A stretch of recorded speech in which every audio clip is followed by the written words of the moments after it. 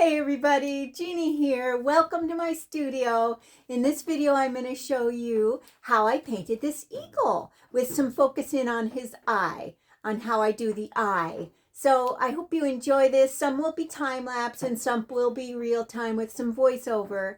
But first, let me take you on a little tour through a display of my artwork. And you'll see my chair there where I usually sit and paint while people walk through my display and get my artwork. So I hope you enjoy it. Let me know in the comments below, and I'll see you in a minute.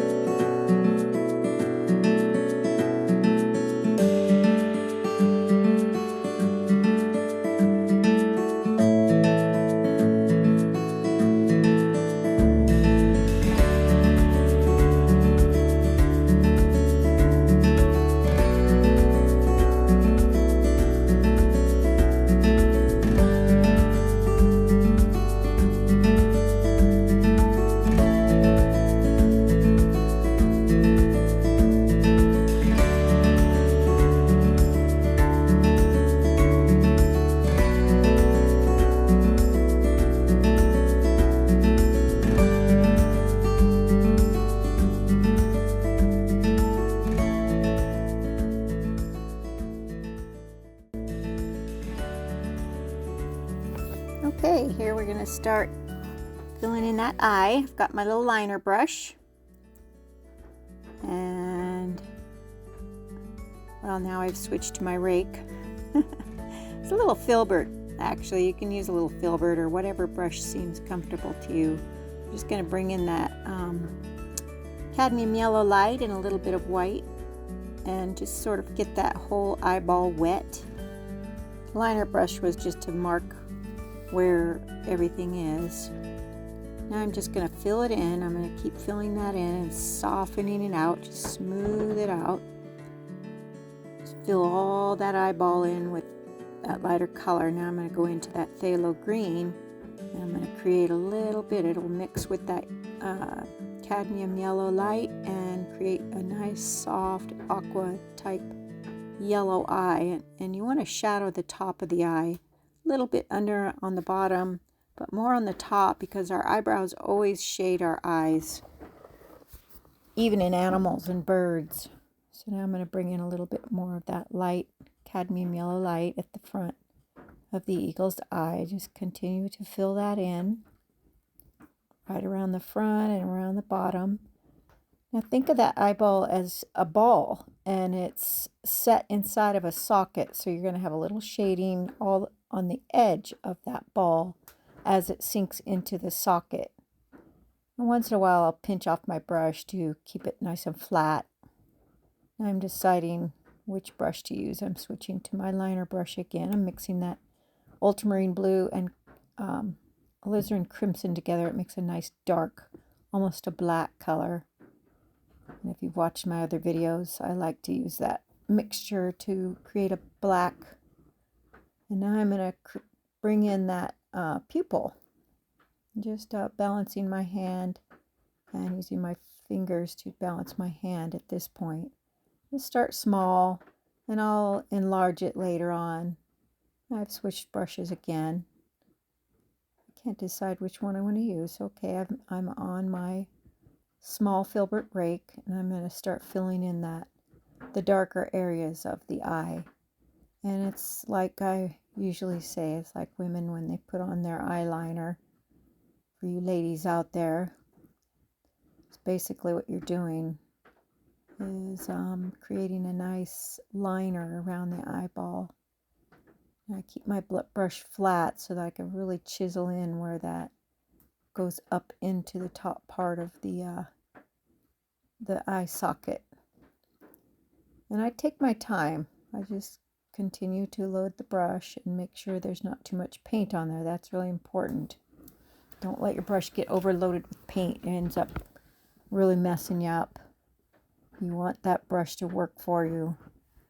Now I've switched to my liner again because I want to get a thinner line at the bottom. I really want to balance my hand. Now you can use a dowel, which you'll see me use later on. I balance that at the top of the canvas and at the bottom so that I can get a nice line without getting my hands in the paint. Now, I love my M. Graham paints. They're just the best, in my opinion. So smooth and vibrant, and you use walnut oil as your medium. Okay, now I'm going to dip into that cad orange and continue around and get some color around the outside of the eye. This eye is really tedious, so if you really want to learn these eyes, you just have to watch and have patience. Sometimes you just watch me first and then give it a try. Even if it's just the eye, you don't have to paint the whole eagle's head. It's good to practice eyes. So this is just a little tutorial on some techniques I like to use. I'm constantly going around and reshaping and shaping that eyeball and the eyeliner around it to really sink it into the head, into that eye socket. Really being careful with my lines. And I'll have to correct them over and over again. People will get larger. Now I'm going to bring in a little bit of that white mixture. It's got a little bit of ultramarine blue in it. As I come out of the shadows of the eye socket, I'm creating some little hairs. I'm kind of going the direction of how that flesh is around the eye. And the same technique I use with fur is go in the right direction of which direction the fur goes, with how the flesh is around the subject.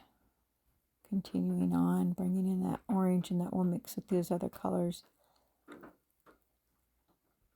to create that soft. And I'm going to come out into the light now, just a little at a time, scooping up that paint in onto the tip of my brush so that I don't get too loaded on the... You don't really want to ever like stroke your brush through the paint. Well, sometimes. It just depends what you're doing. In this case, I'm pushing that paint up onto the tip of my brush when I load it from the palette. Sorry about that little bleep. I'll try to get rid of that. Sometimes I get these little notices on my phone while I'm trying to record this. Oh well, it is what it is. I hope you have patience. Now, okay, now I'm bringing out that light color. I'm keep scooping out. Now maybe a little pink because the sky is reflecting onto the eagle. How do you like my patriotic sky? Kind of made myself an American flag type feel to it. And now the white colors will always reflect what colors are around them. So as you shadow your lighter white colors, whatever is around that color or what's in the sky, that's what's going to reflect in there. So I'm just going to bring in some beak, and I kind of keep fiddling around with around the eye so that it really helps me get that sense of how the shape of the head goes. I kind of really need to work on the other things around the eye. Helps me see it better. And I stand back a lot of times so I can really see and make sure that I'm getting my subject, the proportions correct. I keep bringing in that cadmium orange and yellow. I've sped up the tape a little bit here. I'm pulling it down. I kind of chisel that edge to get that highlight on the edge of the beak, because the light is coming from behind. Now I'll continue to correct that over and over again throughout the painting, as you'll see if you watch the whole thing. I'm pulling my brush downward. I chisel around the edge, and then I pull my brush downward to get that shape, because the beak is really rounded. So now I'm going to bring in my little, just got one of those little long angle brushes. Whatever's comfortable for you. You know, you just have to experiment with your brushes. Now I've got a little I think it's a 1/4 inch angle brush I'm bringing in here to pull in those other colors so that I can really get into those areas where I want that paint. I'm just gonna bring in some more shadows down in here. Now I'm going to come back to that eye. I'm just, like I say, I have to get around the eye so that I can really get the feel of how it balances with the rest of the bird, so that I can make sure that I've got it correct in the correct proportions. So I'm just sort of blocking everything in, pulling in some color. Now I've slowed that video down a little bit for you so you can watch me with my liner brush, and like I said before, I'm going to enlarge that pupil just very carefully. Now you can let this dry in between your applications if you're nervous about messing it up, because this is really a tedious job when this is all wet. That eye is completely wet, and I have to be very, very careful not to make any mistakes. Of course, I make mistakes. I'm not perfect, but I hope you're learning something from this. Let me know in the comments what you think. I'm going to continue to put my eyeliner on, and then you watch me shadow the eye some more and bring in some more details. hope you're getting something out of this. Don't forget to like and subscribe. And go to my website, subscribe to my newsletter so you can know what's coming up and what's going on and what's new, and to keep up with me. And perhaps I will come out with some DVDs with real-time videos on teaching different things. Let me know what you think you would like to learn, and I'll see what I can do. So I continue to use that ultramarine blue and alizarin crimson to make my dark black, and putting the eagle's makeup on, so to speak.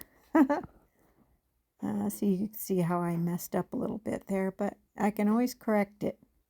That's the beauty of oils. So I just very gently coming around there. Now I will have to go back to that eye again and again until I get it right. So I have a lot of patience because I love what I do. It really is a passion of mine to paint. I love God's creation, love wildlife, love horses. I love all of it. Excuse me, I love getting out there and exploring and observing my surroundings. Oop, now I've got a little bit of, I made a little oopsie daisy there. See how I brought that liner down into the eyeball a little too much. So I'm using that to my advantage, and I'm going to bring in a little bit of that phthalo green to shadow the top of the eye a little bit more. And just use that wet paint that's there. I keep wiping off my brush.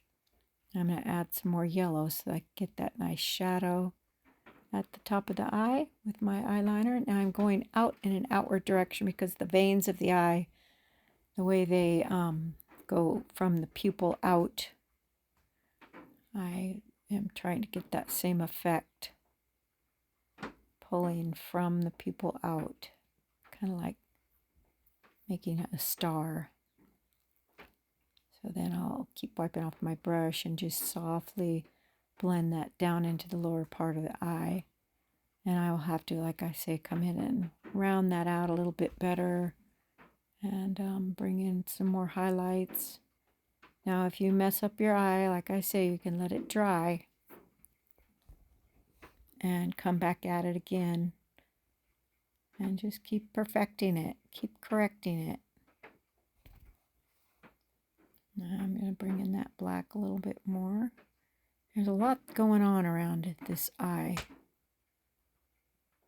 So I'm just going to keep patiently bringing in that dark. Bringing it darker and darker, and that'll really make that eye pop. Watch how it pops. And you'll see me bring in that glistening shine too, that causes the eye to really sparkle. But I really want to get all of this around the eye right first. Then I'll bring in that sparkle. And I use ultramarine blue and white first on my sparkle, and then I put the white on top of that. You'll see if you keep watching. Now I'm going to really carefully bring in some light on the flesh of the eye, on the outside of the eye. And that'll blend with the orange and make a nice color, nice brightness to it. A little bit more orange. As all those different colors blend into the eye flesh right around the socket of the eye. I love that. Eagles really have beautiful eyes. I think they can see up to like 2 miles away. It's just incredible. I have chickens and I watch them peck around at little bugs. It's amazing how they can see the teeny tiny little bugs. But eagles are pretty incredible. Just very carefully chiseling through there. You might hear the drips of rain on my metal roof as I'm talking. It's been snowing here. Crazy. Now I just keep correcting all that little stuff. See, I just keep going back and back and back, correcting all the little flubs and flaws. bringing in all little stuff around the eye, correcting all the color. When I lose my color, I just refresh it. Just keep reloading that brush. So I really hope you like this. And you can see that my line isn't perfect around the eye. And later on I will correct that. And also I could let it dry and come in and really get tight with that and make it perfect. But it's just pretty much a quick, well, it's not really quick, but just trying to give you that basic feel of how to do that eagle eye. And really get that color in there and that shine.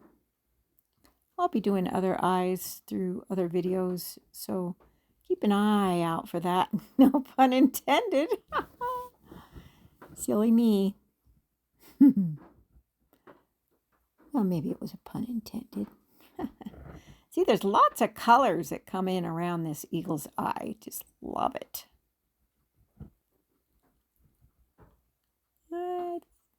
I'm getting towards the end. I think I am going to try to add some music and let you enjoy the rest of this. Soon as my little details around there are done, I think, just so you can see how I switch back and forth from different brushes over and over again. I'm just constantly switching brushes, constantly tweaking things, constantly examining my work, and coming back in and adding those little tiny minor details. Now, really important, I think, if you notice how I twist that liner brush, a lot of times, even when I load it, I'll twist it with my fingers. I don't know if you've caught that, but pay attention to that if you watch this again, or another video if you watch. I will twist that brush just to get that nice fine tip. It kind of rolls the paint to the tip of the brush and creates a nice fine tip at the same time. It really works that paint in the way you want it to work. So anyway, I hope you enjoy the rest of this video, and let me see if I can find some music.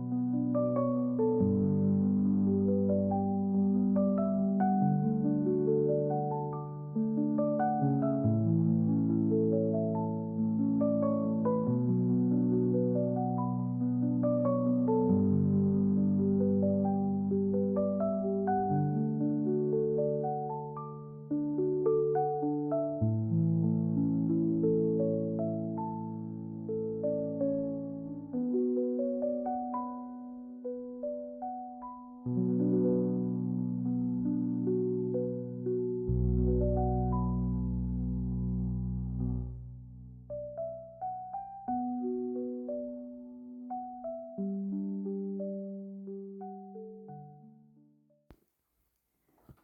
as you can see, I have brought back my liner brush and my little dowel that I spoke of earlier, and I'm bringing in that final detail that I was talking about, because once I've got the rest of the bird's head in, I can really focus on seeing the whole picture of the eye and how it is positioned and how it affects the rest of the head. So that's really important to me. And I'm really bringing in that ultramarine blue and crimson and really twisting that brush like I was saying. See, I can rest my hand on that piece of dowel. I just balance it at the top of the canvas, and then it rests at the bottom where the little lip of the easel comes out. And it sits just far enough away from the painting so that if anything's wet on the painting, it doesn't affect it. I don't get my hand in there. So we're coming up to the last little bits, and I'm going to be putting that little sparkle in as I spoke of before. So keep watching if you want to see that happen. That really brings the life to the eye, gives it that wet feel. Now I'm crazy about detail, so I mean in this one I'll probably mess with it a little bit more later on off camera and really perfect everything that if I really want to finish out this eagle's head. But for now, okay, now I've got a little bit of that orange oxide I brought in as I was finishing out the rest of the head. So I wanted to get a little bit more browns into the eyebrow that comes up over that eye, just to sink that down into the eye socket from light to dark into the shadows. We've just got a couple minutes left here as I finish this out, so keep watching. I'm going to be doing that sparkle. Whoop. I don't know why I got that paintbrush onto the dowel like that. What did I do that for? Anyways, crazy artist brain. So I'm going to keep on bringing that brown in there, that orange oxide, and just completely, there's lots of little teeny tiny hairs around these eagles' eyes too, so it's pretty cool. All the little details. I might, like I say, bring that in later off camera, but I really just wanted to show you this. Okay, now I'm bringing in that ultramarine blue and white as I spoke of first. I want to get that glistening across the eye. I might bring it into the pupil. Yeah, okay, I'm bringing that into the pupil. And then I dot that with a little bit of white on top of that ultramarine blue and white mixture. Now I'm bringing in a little wet feel to the outside of the eye, a little bit more. And then I'll come in and correct more as I go. And now I'm going to bring in some last details just on camera to show you as I highlight those feathers as they come in around the neck to finish this off. So don't forget to like and subscribe and sign up for my newsletter. Follow the links below to my website. And thank you so much for watching. And I will see you in the next video. Thanks again.